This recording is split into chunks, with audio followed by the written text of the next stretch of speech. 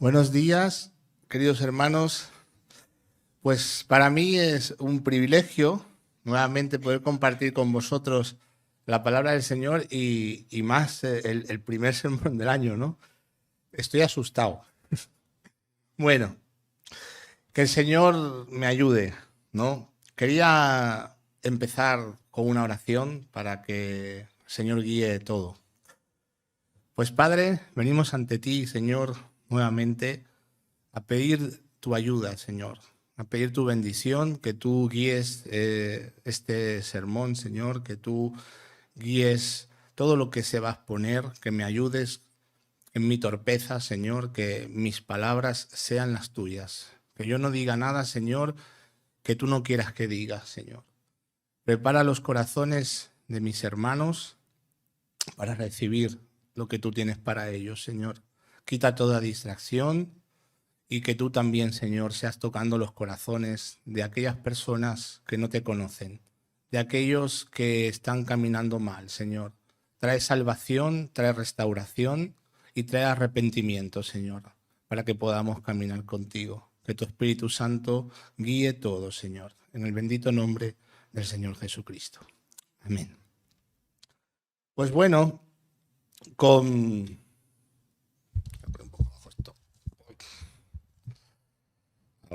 Ahora sí. Con la llegada del nuevo año es típico en estas fechas, como se ha dicho, hablar de los propósitos. Todos nos hacemos nuevos propósitos. Yo decía, ¿no? El año nuevo, vida nueva. Pero es lo que dice el pastor, que si somos hijos de Dios, ya somos hechos nuevos, ¿no? Todos nos hemos pasado estas Navidades y seguro que lo que primero nos viene a la cabeza es decir, voy a ir al gimnasio o voy a hacer dieta, ¿verdad? Porque nos hemos pasado con los turrones, más, quien menos, ¿no? Hemos abusado de la buena mesa.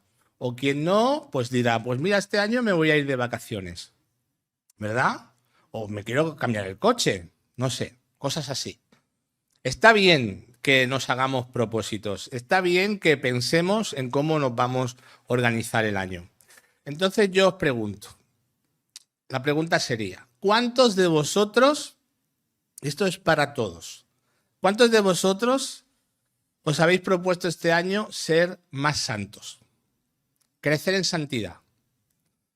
¿Cuántos de vosotros os habéis propuesto leer la Biblia en un año? Un desafío. ¿Cuántos de vosotros os habéis propuesto servir más al Señor? A tus hermanos, ¿no? A no ser que seamos cristianos muy maduros, ninguno de nosotros habremos hecho estos propósitos. Tenemos que pensarlo bien, ¿no? Pero como es así, esto es lo que ha puesto el Señor en mi corazón, ¿no? El título del sermón de hoy se llama Desafiados por su gloria. El Señor me ha puesto que desafíe a su iglesia conforme a la gloria de Dios y su santidad para que este año nuestro propósito sea ese, crecer en santidad. Hoy conoceremos un poco más de ese atributo de Dios, de la santidad, que es el más trascendental de todos, de los que Dios posee. La santidad de Dios cubre todo su ser y es transmitida a todos sus atributos. Hay muchos textos que hablan de la santidad de Dios. Yo he escogido hoy Isaías, para que lo vayáis buscando, Isaías capítulo 6, del 1 al 7. Para mí es uno de los textos más intensos de la santidad de Dios. Hermanos y amigos, nuestro desconocimiento de la santidad de Dios quiero que lo apuntéis, nuestro desconocimiento de la santidad de Dios es la fuente de todos, con mayúsculas, de todos nuestros fracasos. Vivimos en un mundo posmoderno donde la Iglesia ha sido infiltrada por el humanismo, ¿no? Sin querer. Nosotros somos influenciados por lo que vemos por la televisión, por las corrientes del mundo, y nos empezamos a sentir más cómodos con un Dios que es solo amor. Aunque el amor de Dios es maravilloso, porque sin él y su misericordia no seríamos nada, ¿verdad? Nos creamos un Dios de bolsillo.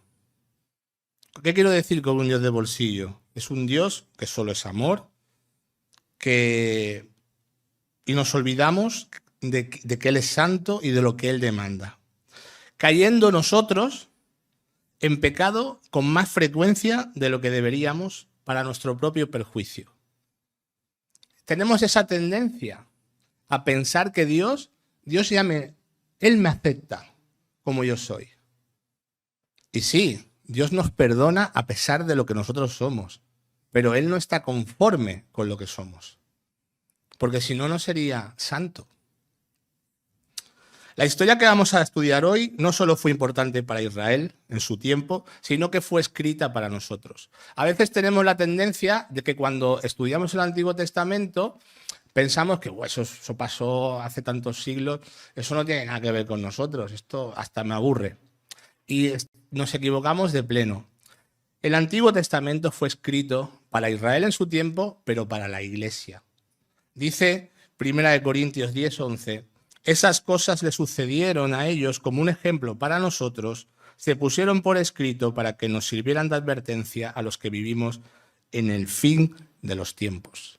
Entonces, hacemos bien, es bueno leer. El Nuevo Testamento es más claro y es más fácil de leer, pero en el Antiguo Testamento vemos el carácter de Dios. Es muy importante que leamos el Antiguo Testamento y que no pensemos que lo que sale allí no es para nosotros. Vamos a contextualizar un poquito para profundizar en la enseñanza de esta mañana. ¿Quién era Isaías? Isaías, hijo de Amoz, ministró Jerusalén como profeta de Judá durante el reinado de 4 reyes: Uzías, Jotam, Acaz y Ezequías, desde el año 739 al 686 a.C. Isaías fue un gran estadista, contemporáneo de Oseas y de Miqueas, y fue llamado por Dios a profetizar en el año de la muerte del rey Uzías. El reinado del rey Uzías fue próspero y duró 52 años. Judá se desarrolló mucho en todos los aspectos.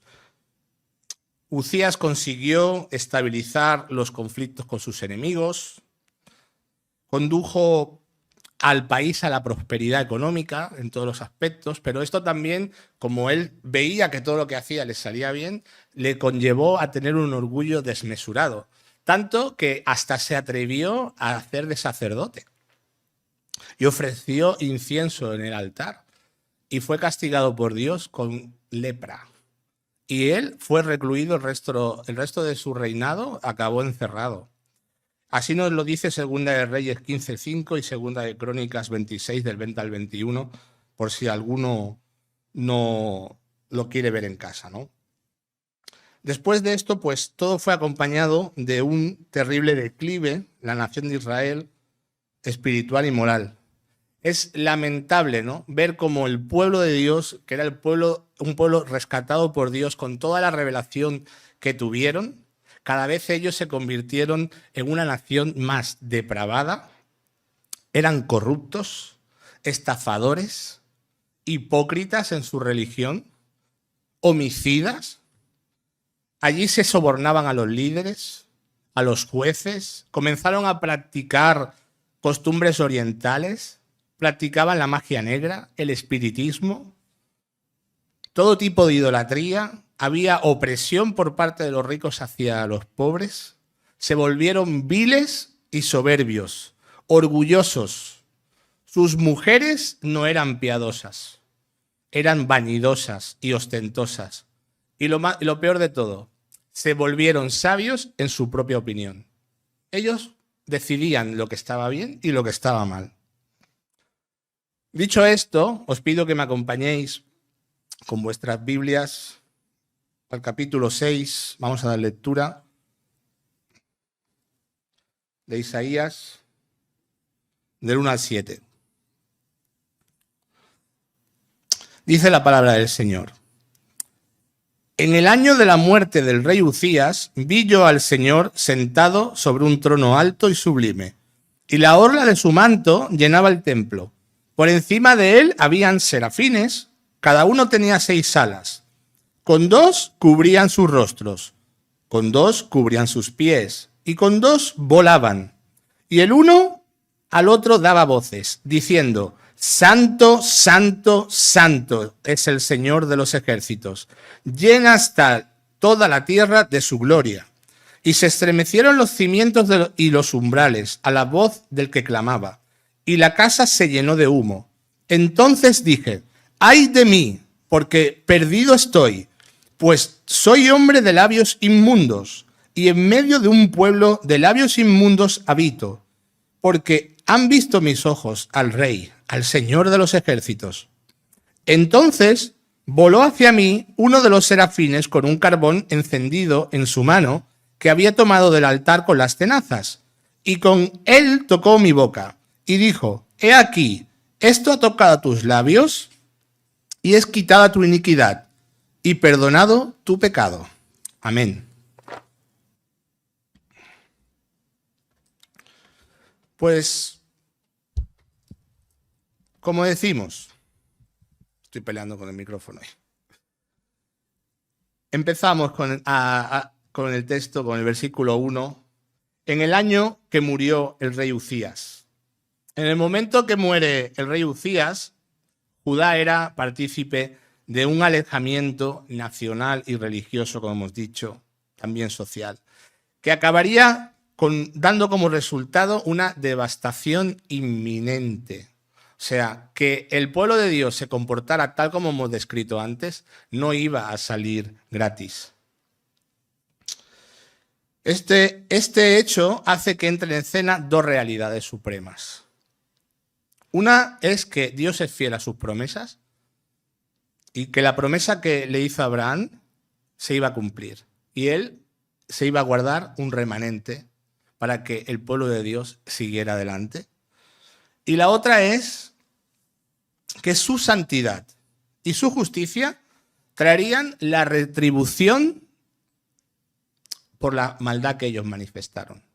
Son 2 realidades. Dios va a guardar a su pueblo porque Él es fiel, pero Él, en su justicia, en su santidad, Él no va a pasar por alto la consecuencia de nuestros pecados. Su rebeldía les llevó a vivir una religión sin ética, una hipocresía manifiesta, pues vivían practicando el pecado abiertamente, haciéndolo su estilo de vida, pero luego iban al templo. Así podemos caer nosotros. Entre semana vivimos de una manera. Aquí todos somos cristianos, pero en nuestra intimidad sabe cada uno cómo vive. El culto, tenemos que entender, ese sistema de cultos y de sacrificios les fue dado para aquellos que estaban entregados a una vida de obediencia. ¿Sí? Para los que están entregados a una vida de obediencia, pudieran, cuando cayeran en pecado, saber que Dios es misericordioso y que Dios va a perdonar. Y por eso Dios estableció el sistema de sacrificios de los animales.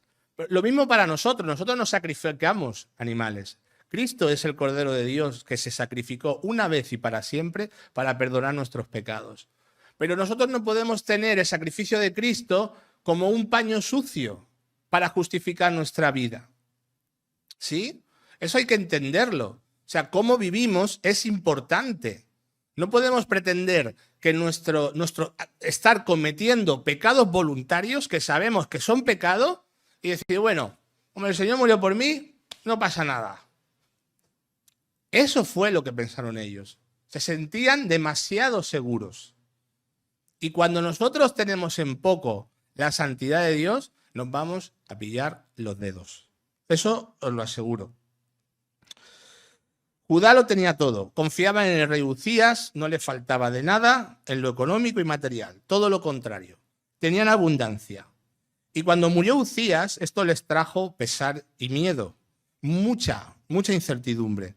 Habían perdido a su referente, que aunque acabó corrupto y leproso, les daba seguridad. Y es en ese momento, ¿no? Un Israel que en vez de estar, tenía, a veces nosotros podemos tener nuestros ojos en la economía, en la cuenta del banco, en cómo, ¿no? En cosas. ¿Qué es lo que me da seguridad? Que España vaya bien, que tengamos un buen presidente, que gobierne mi partido político, o saber que el Señor está en su trono. Por eso se aparece de esta manera, en este momento, para recordarle a su pueblo que el que reina es el Señor. ¿Sí? Cuando nosotros veamos, ahora estamos en un sistema, en unos momentos complicados, hay guerra en Israel, lo de Rusia con Ucrania, no se para de hablar de crisis económica, el mundo se tambalea, ¿verdad? Y peor, dice la Biblia, que aún cosas peores veremos. Entonces, ¿qué haremos cuando veamos que todo se cae? Sepamos que nuestro Dios está reinando y es Él el que está dirigiendo la historia. Isaías comienza, curiosamente, el ministerio de Isaías no comienza en el capítulo 1, como nosotros podemos empezar a leer el libro y podemos pensar que empieza en el capítulo 1. No. Los 5 primeros capítulos están puestos a propósito por él para que nos sirvan de contexto. Su ministerio empieza en el capítulo 6. Dice la palabra: vi yo al Señor sentado sobre un trono alto y sublime, y sus faldas llenaban el templo. Isaías ve con sus propios ojos una visión de Dios. Y la palabra que sale en el texto hebreo original por el nombre de Dios es Adonai, mientras que el nombre de Jehová en vuestra Reina Valera es Yahvé. ¿Por qué es importante esto? Adonai significa que Dios, Yahvé, Jehová, es el Señor supremo, es el Rey, el que controla toda la creación, ¿no? Porque los títulos de Dios tienen una importancia según el momento que salgan, ¿no? Como sale el Shaddai, es el Todopoderoso. Cuando sale Jehová en vuestras Biblias, que es Yahvé en el original, es cuando entra el Dios del pacto, el Dios que es fiel. Su pueblo estaba cayendo en desgracia y ahí aparece Yahvé. Se le pone ese título para recordarnos de que Dios es fiel a sus promesas. Dios se le aparece a Isaías para dejarle bien claro que su pueblo no se ha quedado sin rey y que Yahvé es el Señor verdadero, el Señor supremo que lleva el control absoluto de todo lo que está pasando. Y esto implica que en relación con su pueblo, su voluntad personal interviene con toda su fuerza para el cumplimiento de sus promesas hechas a Abraham. Las visiones de Dios en la Biblia siempre son sobrecogedoras y así lo vemos siempre. En otros pasajes hemos visto cómo el Señor es presentado, se le describe que está como en un trono de zafiro, que su apariencia es como de bronce refulgente, con apariencia de fuego resplandeciente a su alrededor.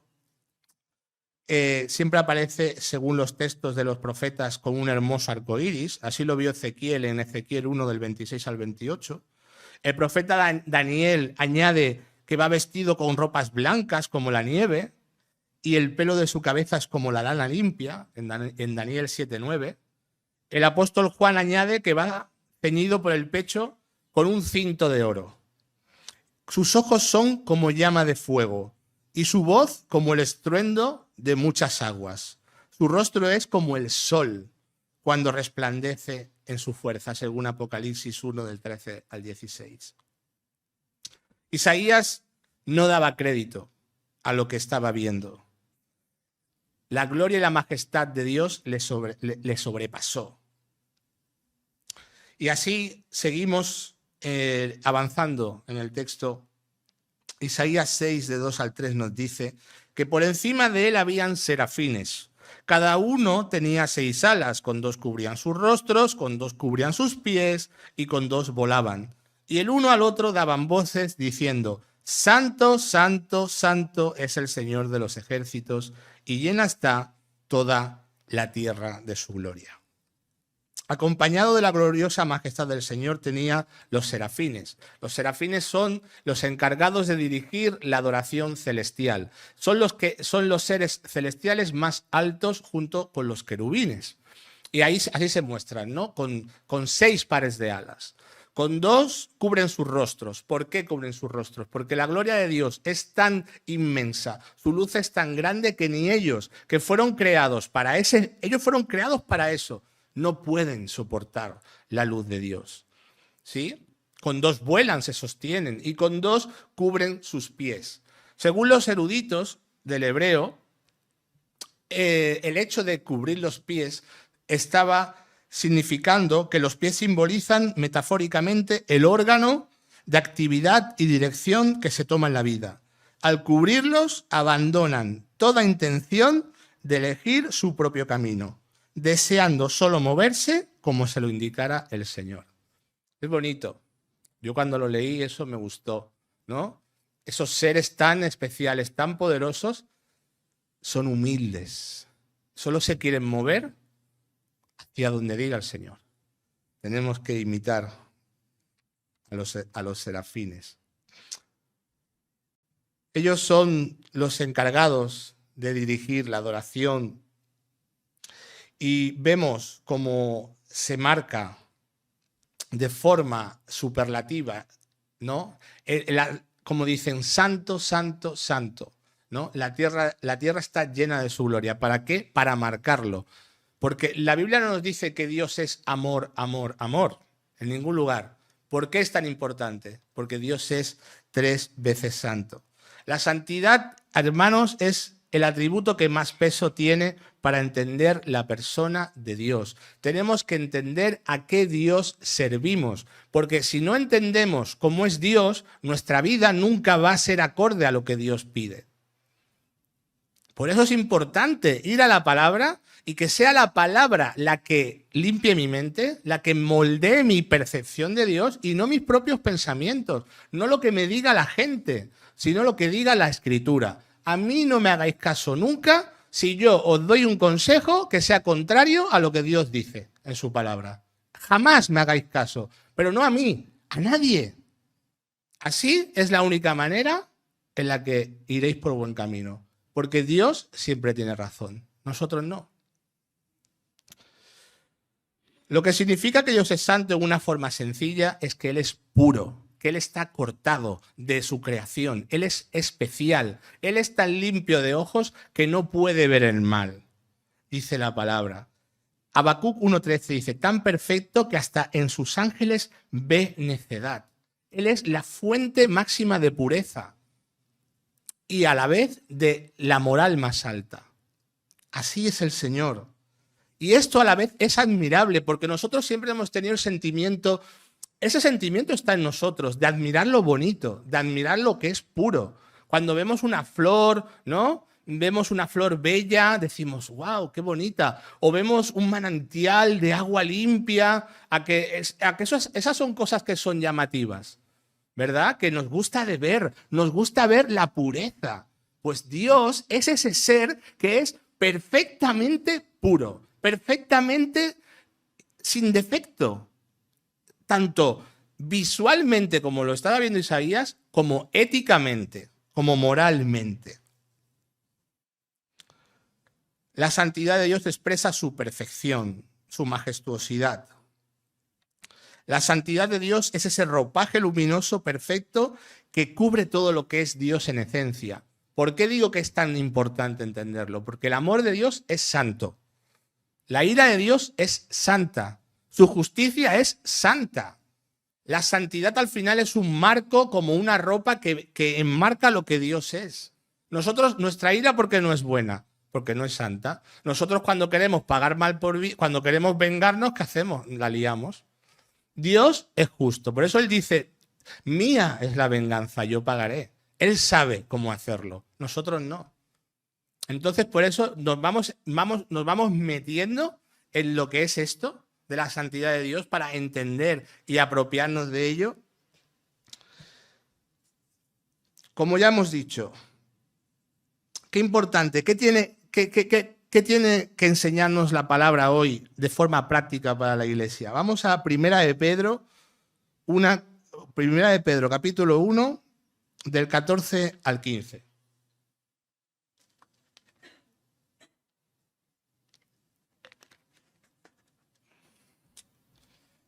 Dice el Señor, hay un mandato directo. O sea, que ninguno de nosotros podemos mirar para otro lado. Como hijos obedientes, no os conforméis a los deseos que antes teníais en vuestra ignorancia, sino que así como aquel que os llamó es santo, así también sed vosotros santos en toda vuestra manera de vivir. El centro del problema de Israel, hermanos, es que se olvidaron de a qué clase de Dios servían. Dieron paso a vivir conforme a sus propios deseos pecaminosos. Y esto les alejó de la meta establecida por Dios. En aquel tiempo habían aproximadamente en Israel, se dice rápido, 4 o 5 millones aproximadamente. Es muy difícil de saber, yo lo he intentado, buscado información por un montón de sitios para intentar decir cuántos habitantes habían exactamente. No lo he conseguido. Si el Gaby lo tiene por ahí, yo no lo he conseguido. 4 o 5 millones aproximadamente, sí, podían haber, pues hermanos, fueron llevados a la cautividad la mayoría. Los que no murieron. O sea, fue un desastre lo de Israel. O sea, lo leemos como, oye, pues sí, estuvieron en Babilonia, vino Persia, Siria. Parece como que lo vemos como poca cosa. Es que fueron casi exterminados. El no tener en cuenta lo que Dios les avisaba, les costó la vida. Para casa, leer el libro de Lamentaciones esta semana. Para que veáis. O sea, es un libro que yo cada vez que lo leo me dan ganas de llorar. Leer el libro de Lamentaciones para que veáis lo que le costó a Israel su desobediencia voluntaria. Os aseguro que si leéis ese libro con conocimiento de causa, os vais a tomar más en serio vuestras decisiones en la vida. Porque es muy duro como acabaron. Vamos a desarrollar lo que dice este texto en 4 puntos de cómo podemos vivir la santidad. Punto número 1. La santidad en relación con el objetivo de Dios al salvarnos. Muchas veces escucho a los hermanos, ¿cuál será la voluntad de Dios para mi vida? Tenemos esa pregunta. ¿Qué es lo que quiere Dios para mí? ¿No? Como que cada uno tenemos alguna historia como fantástica que realizar, nuestros sueños, No. ¿Queréis saber cuál es la voluntad de Dios para vuestra vida? Hoy la tengo. Lo dice la palabra.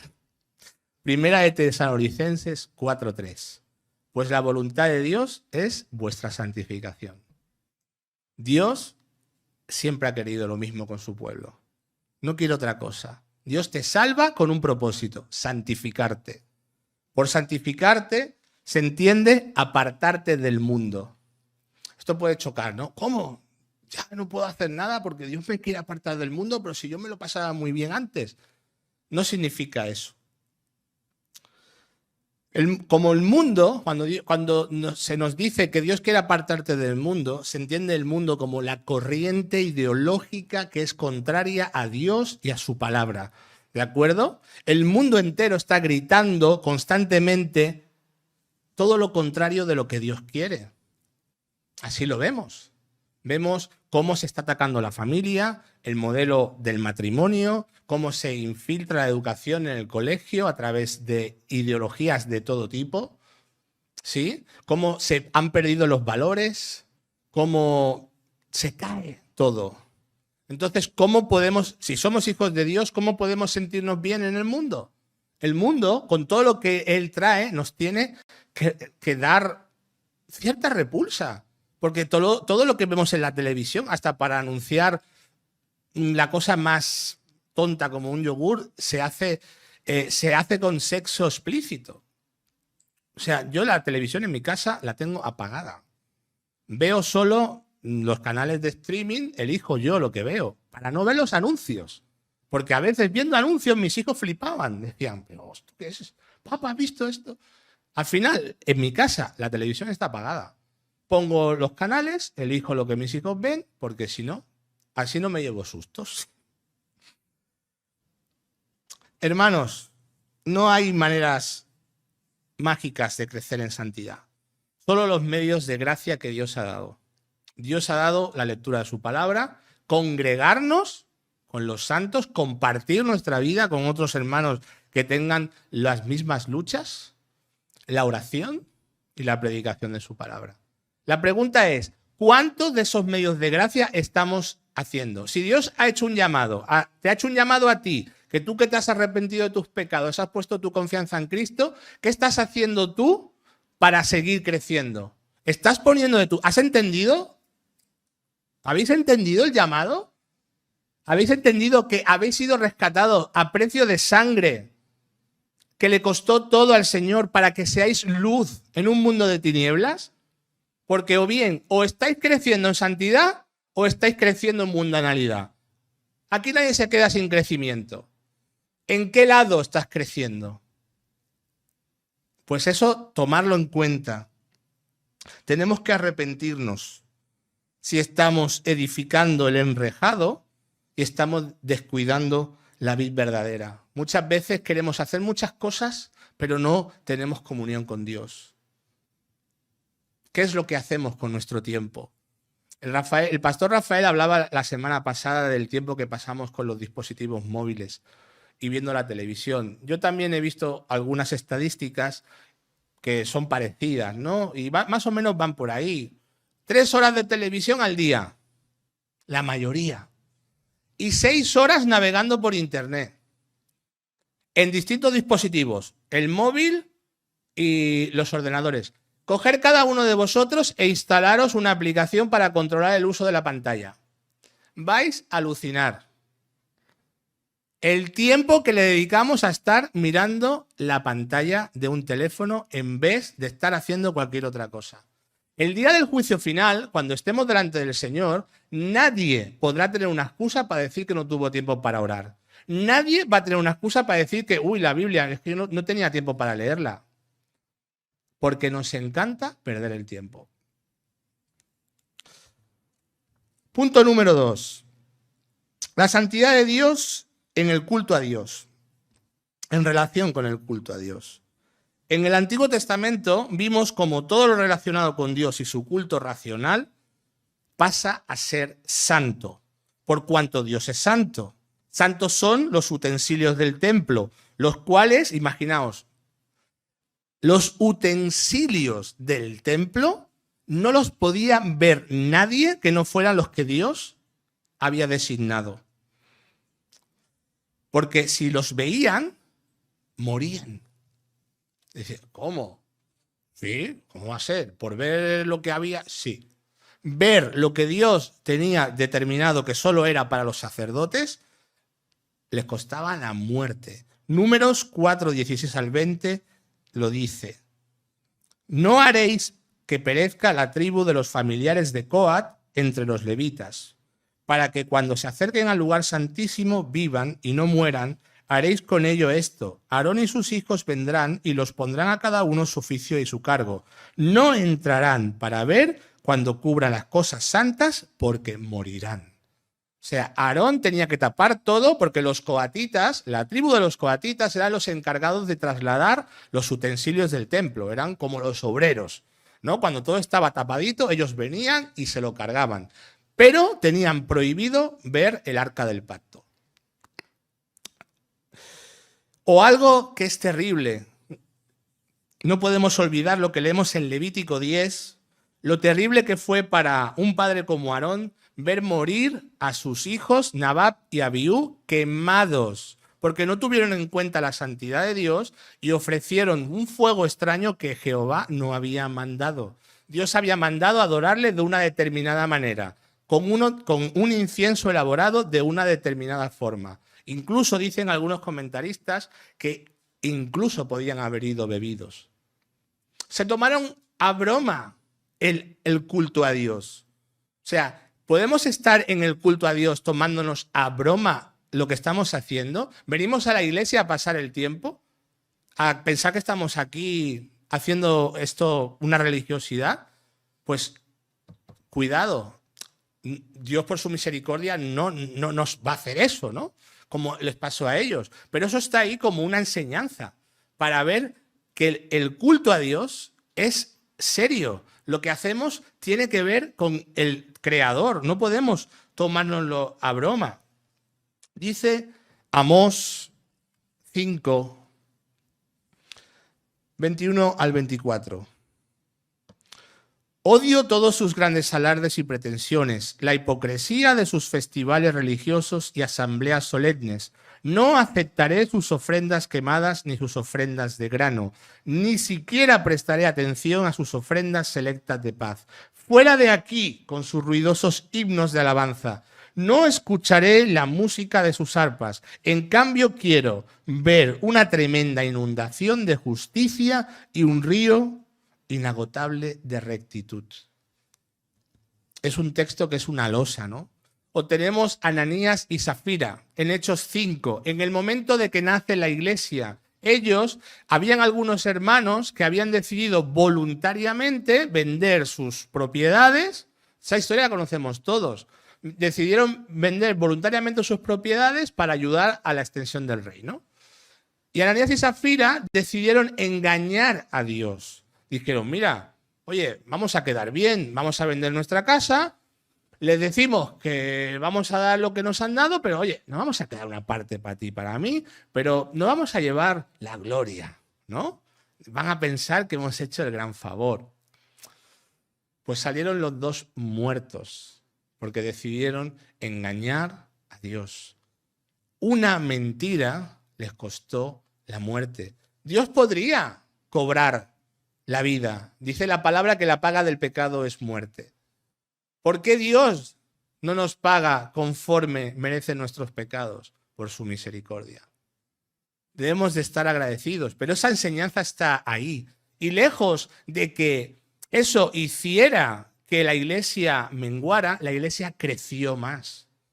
Dios bendijo a la iglesia. Dice Hechos de 5 al 13, de los demás ninguno se atrevía a juntarse con ellos, mas el pueblo los alababa grandemente. Y los que creían en el Señor aumentaban más, gran número así de hombres como de mujeres. El testimonio de la iglesia importa. Como tú vives, importa. Lo que publicas en tus redes sociales, importa. Lo que opina la gente de ti en la calle, importa. ¿Por qué? Porque tú eres un representante del Señor Jesucristo. Solo por eso, por su gloria, por su nombre, nosotros tenemos que intentar vivir vidas que le traigan honra. Y el Señor bendice. Lo hemos leído. O sea, la gente admiraba a la iglesia porque era una iglesia santa. Lejos de pensar que eso va a ser lo contrario, no. La santidad hace que Dios bendiga a su iglesia y la añada más personas. La santidad práctica expresada como una forma de vida. Dice la palabra en el punto número 3, Hebreos 12, 14, seguid la paz con todos y la santidad sin la cual nadie verá al Señor. La verdadera santidad del creyente es un principio vital que nace de un corazón regenerado. No es una lista de cosas. No toques, no bebas, no fumes, ponte la falda más larga. A veces podemos pensar que la santidad es eso. No, la santidad verdadera sale de dentro hacia afuera, primero porque nos hemos puesto a cuentas con Dios, que el Señor le hemos pedido perdón y ha regenerado nuestro corazón, ¿verdad? Y de un corazón regenerado es un corazón que quiere amar a Dios y quiere mostrar lo que Dios es, igual que un hijo imita a su padre. Nosotros tenemos un Padre. Si tú has creído en Cristo, te has arrepentido de tus pecados, tú tienes un Padre en los cielos. Tú has sido cambiado, tú has sido renovado. ¿Sí? Pues tú quieres mostrar lo que Dios es. Por eso es importante qué vemos, con qué estamos llenando nuestra mente, qué leemos, con qué nos deleitamos. Podemos deleitarnos con la violencia, con la sangre, con la suciedad, con series donde salen constantemente palabras, insultos malsonantes. Un hijo de Dios no. Si tú eres un verdadero hijo de Dios, tú cada vez que estás viendo una cosa que es pecado manifiesto, tú vas a sentir incomodidad. ¿Sí? Y podemos caer, porque a veces, oye, a mí me gustan las series de no sé, o una película de acción, y sin darme cuenta acabo viendo una película de gore, de sangre, el viernes 13 ahí con el machete matando y sangre por todos lados. Y luego digo, uy, estoy como, no tengo ganas de leer la Biblia, estoy incómodo. ¿Cómo va a ser? O, ¿no? Pues el sábado por la noche has estado viendo Viernes 13 y luego el domingo vas a la iglesia y dices, uff, me siento raro, ¿no? Normal. Claro, es que estás comiendo donde no tienes que comer. No podemos, si nosotros tenemos el Espíritu Santo, ¿cómo podemos estar comiendo donde comen los cerdos? En ese sentido es así. Tenemos que ver, seleccionar qué vemos, qué hacemos, cómo guiamos, con qué llenamos nuestra mente. Dice Filipenses 4:8, por los demás, hermanos, todo lo que es verdadero, todo lo honesto, todo lo justo, todo lo puro, todo lo amable, todo lo que es de buen nombre, si hay virtud alguna, si hay algo digno de alabanza, en esto pensad. Ese texto es muy bonito. ¿Cuál es la vara de medir? Esa. Si lo que yo estoy viendo, si lo que yo estoy leyendo, si lo que estoy empleando en mi tiempo es bueno, es de buen gusto, es de buen nombre, es amable, hay virtud, veamos todo eso. Intentamos cribar las cosas con esa medida. Imaginaos esto, el plato más exquisito respecto a la santidad. Yo te puedo poner un plato elaborado por el mejor chef. Si tú encuentras un moscardón en el plato, te dará asco. ¿Sí o no? Eso es. Eso es. Nos olvidamos de que vivimos delante de Dios. Por eso pecamos con tanta facilidad. Tenemos que vivir nuestra vida coram Deo, se dice. Vivimos delante de Dios. Dios está contigo ahora, cuando estás en el trabajo, cuando estás solo en tu habitación, cuando estás leyendo un libro, ¿verdad? Hay un truco que siempre se ha dicho. ¿Haría esto si Cristo estuviera conmigo? Parece una tontería, pero vale, para mí vale. ¿Estaría criticando a este hermano si Cristo estuviera escuchando esta conversación? Entonces, el vivir con ese pensamiento que estoy delante de Dios, que Dios está viendo todo lo que estoy haciendo, me va a frenar.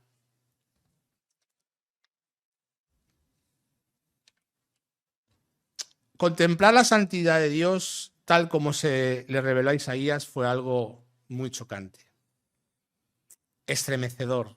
En el Antiguo Testamento, siempre que Dios se manifiesta su gloria, hasta la naturaleza inanimada se conmueve. Isaías 6:4, seguimos avanzando. Y los quiciales de las puertas se estremecían con la voz del que clamaba y la casa se llenó de humo.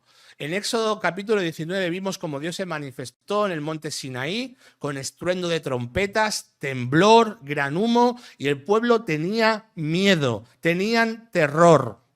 Hasta Moisés tenía miedo, decía, wow, ¿qué Dios es este al que servimos? Ese es nuestro Dios. Asimismo, veremos al Señor su manifestación. Aquellos que no se han entregado a Cristo, aquellos que viven en rebeldía contra Dios, temblarán el día que el Señor vuelva. Porque dice Apocalipsis que hasta van a clamar pidiendo que las peñas caigan sobre ellos. Es evidente que abrir los ojos a la santidad de Dios nos puede chocar. Si tú has estado atento esta mañana a hablar de estos temas, así como lo hemos hablado en crudo, no es algo a bote pronto que sea agradable. Es mejor hablar del amor de Dios, ¿no? A mí también me gusta hablar del amor de Dios, pero tenemos una responsabilidad. Tenemos que hablar de todo el consejo de la palabra. Entonces, conocer la santidad de Dios es importante.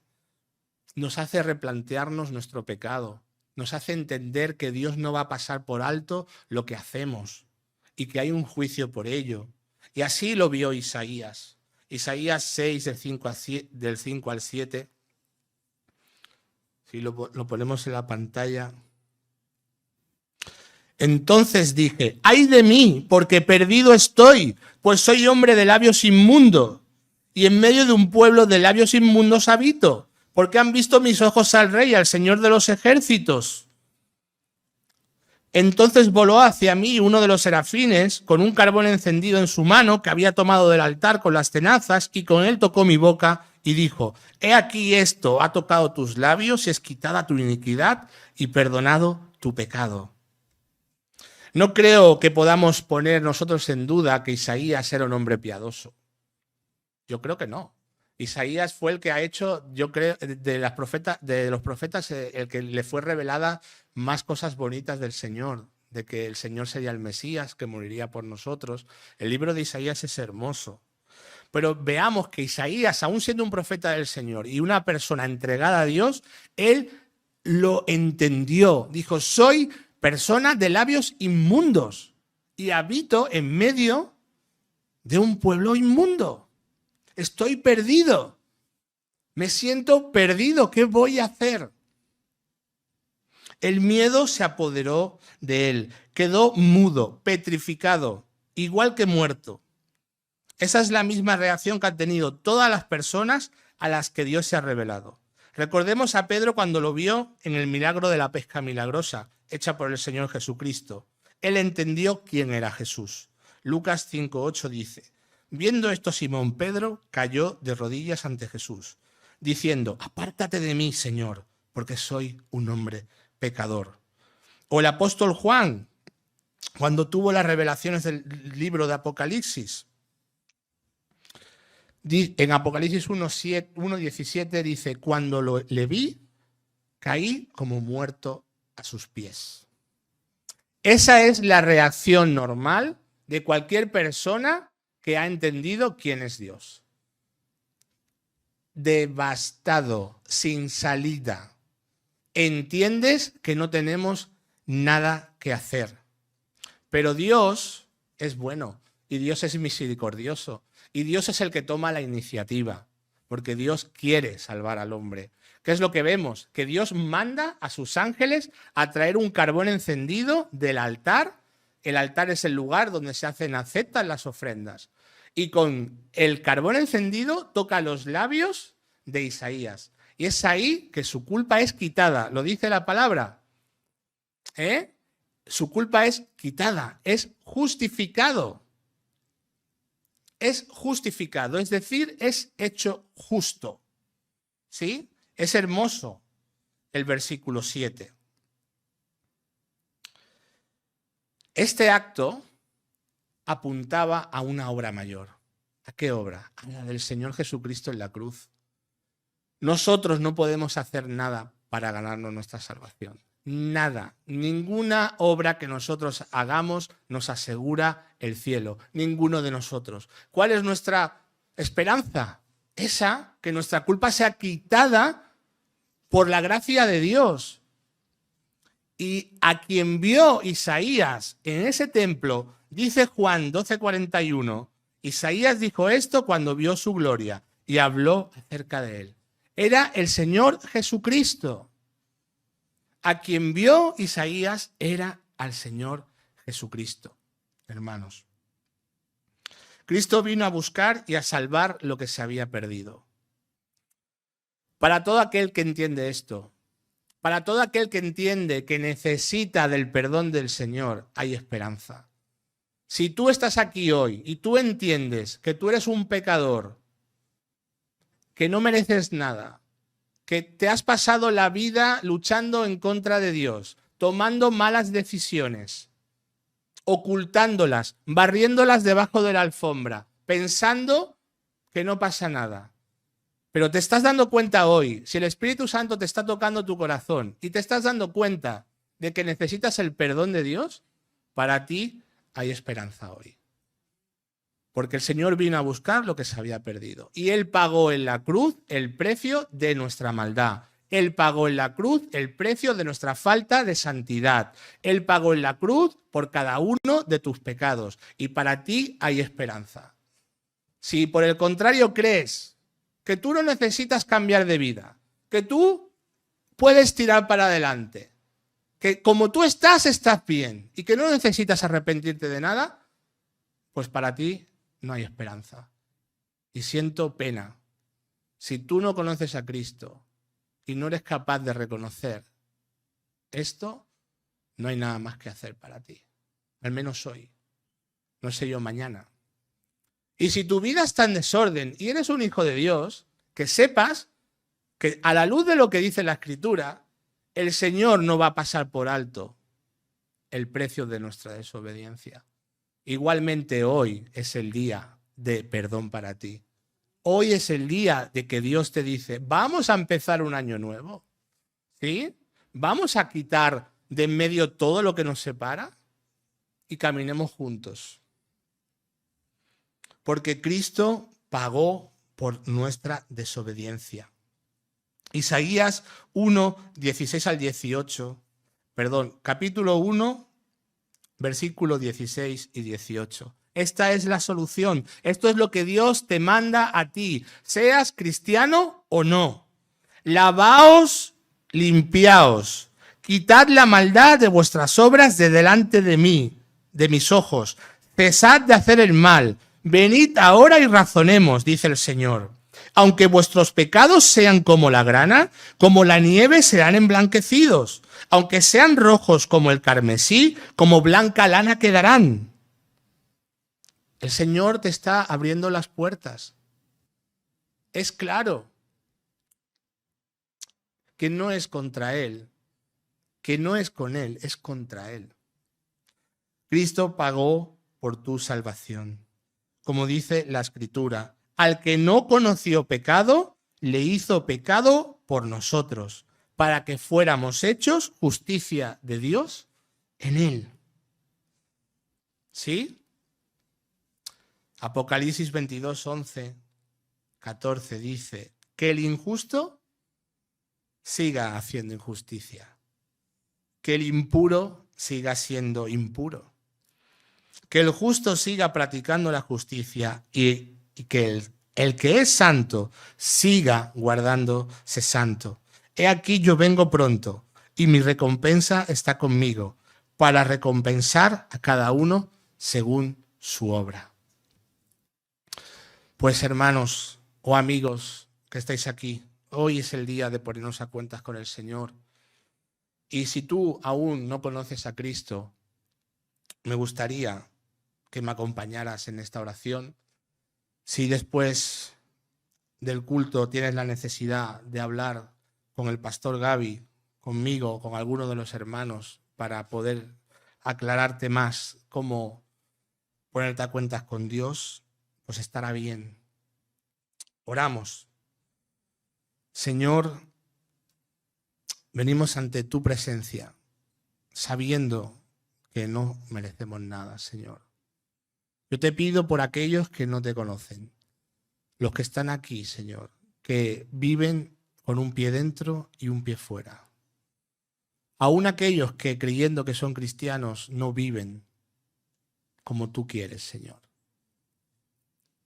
Esta es la oración.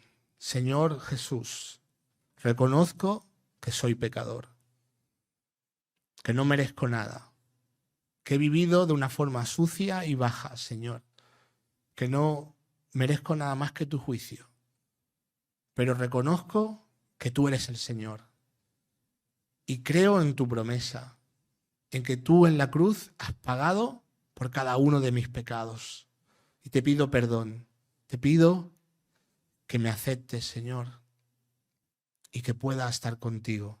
Ayúdame a vivir la vida que tú quieres que viva, por tu misericordia y por tu gracia. En el nombre del Señor Jesús. Amén. Que el Señor bendiga su palabra.